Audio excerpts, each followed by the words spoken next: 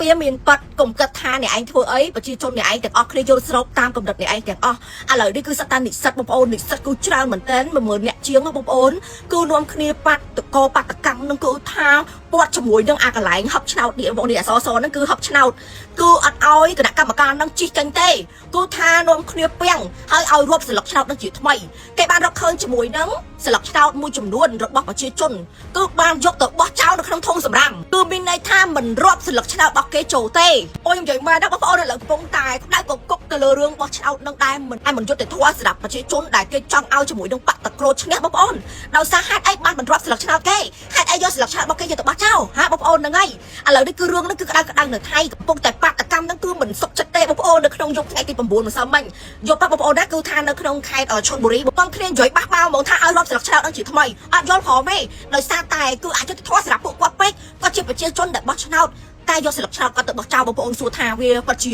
អយុត្តិធម៌ស្រុកហ្នឹងគឺអញ្ញាយខ្លាំងមកតែប្រទេសសៀមនេះគឺថាឥឡូវនេះនាំគ្នាបាតកម្មបងប្អូននិស្សិតទាំងអស់ហ្នឹងគឺសិតតែនិស្សិតតែបងប្អូនណាគឺនាំគ្នាបះបោមិនឲ្យរាប់ស្លឹកឆ្នោតមិនឲ្យដឹកស្លឹកឆ្នោតទៅទេដោយសារតែគេដឹងថាស្លឹកឆ្នោតហ្នឹងទួយកទៅក៏វាថាវាបោកបញ្ឆោតទៅដល់ប្រជាជនដែរនេះបងប្អូនគេខកបោះឆ្នោតហ្នឹងកុហកគេគ្មានយុត្តិធម៌សម្រាប់គេប្រទេសសៀមហ្នឹងក៏អាក្រក់សម្រាប់បងប្អូនចង់ថាឥឡូវនេះគឺថាសៀមជ្រុលជាមួយថៃបងប្អូនអារឿងស្លឹកឆ្នោតហ្នឹងពួកវាខំគ្នាហើយ